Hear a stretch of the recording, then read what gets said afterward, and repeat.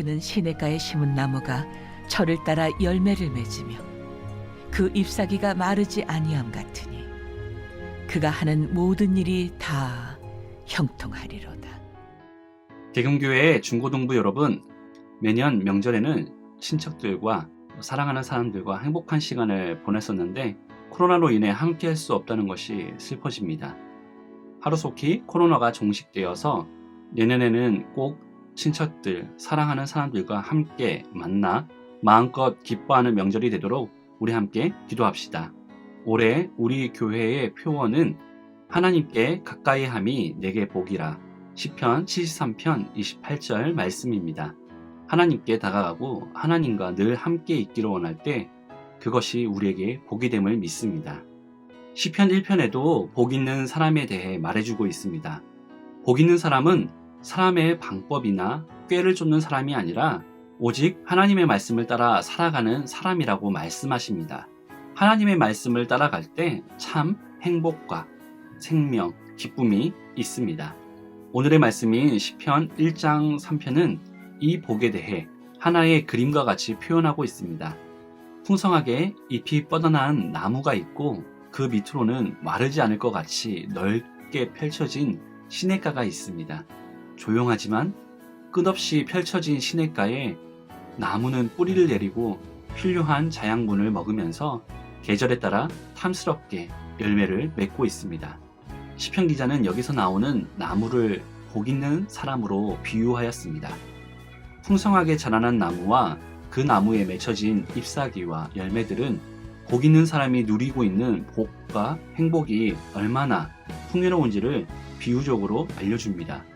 이 나무가 이토록 풍요로울 수 있는 이유는 바로 시냇가에 뿌리를 내리고 있기 때문인데 이 시냇가는 바로 하나님의 말씀입니다.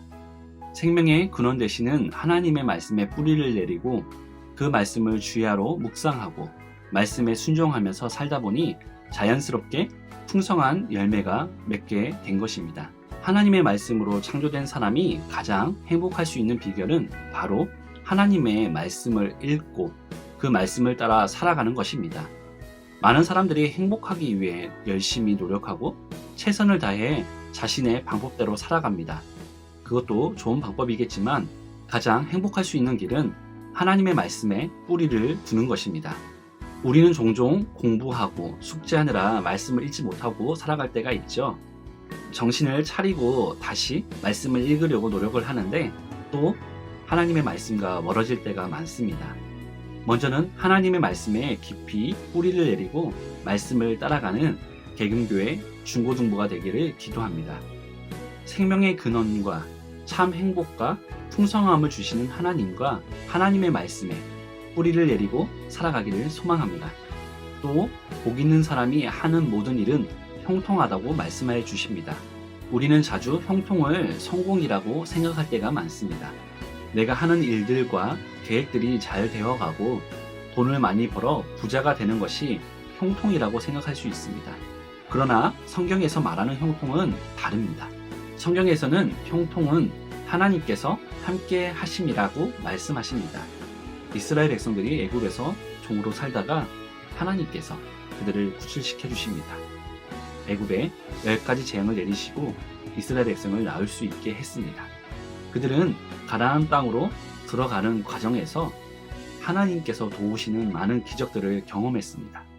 그러나 이스라엘 백성은 하나님께 불순종하고 하나님께서 싫어하는 금송아지를 만들어 우상 숭배를 하는 죄를 범했습니다.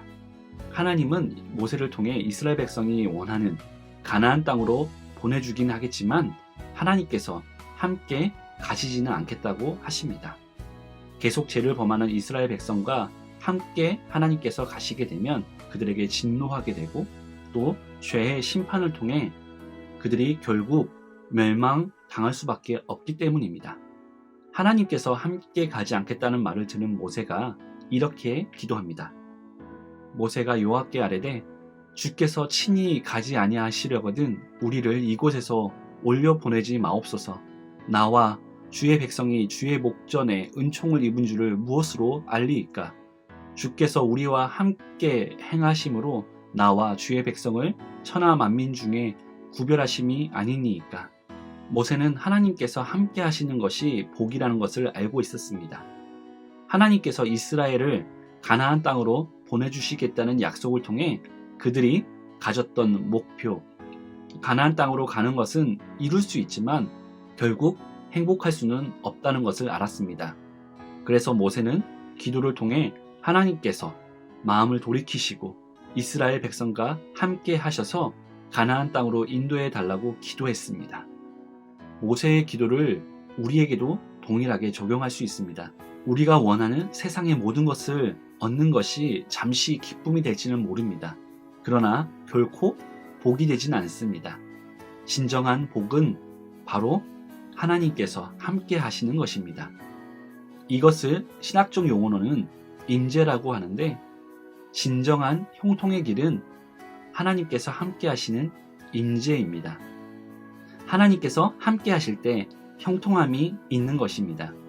우리 기금교회 중고등부 모두도 하나님께서 함께 하시는 형통함이 있기를 소망합니다. 중고등부 예배가 2020년 2월을 마지막으로 아직 대면 예배를 진행하고 있지 못합니다. 이 시기가 벌써 1년이 되었습니다. 함께 얼굴을 보지 못하고 또 함께 예배드리지 못해서 가슴이 아프고 아쉽습니다. 저와 교회 선생님들은 코로나가 속히 안정되어서 여러분들과 함께 예배드리는 날을 기다리며 기도하고 있습니다. 그날이 되면 우리 중고등부 모두가 함께 모여 기쁨으로 예배를 드리고 맛있는 다가를 나누며 교제도 나누고 무엇보다 하나님을 더 가까이 함으로 복을 받기를 소망합니다. 그날이 속히 오기를 우리 함께 기도합시다.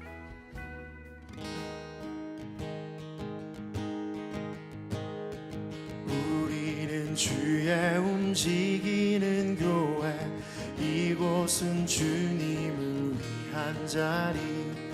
내가 기도하는 모든 땅 위에서 하나님 예배 받을 그날을 고대하네.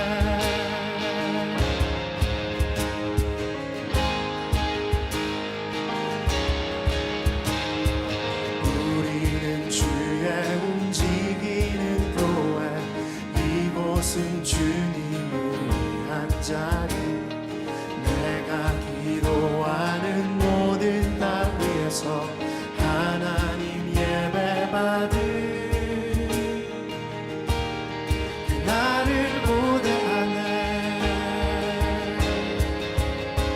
나의 노래로 주님의 성전을 지으리. 높임을 받으소서. 이스라엘의 찬송 중 거하신 주님을 거룩하십니다.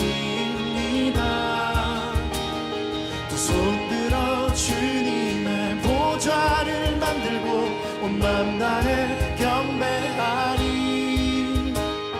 구름 날개 사이에 임하신 것처럼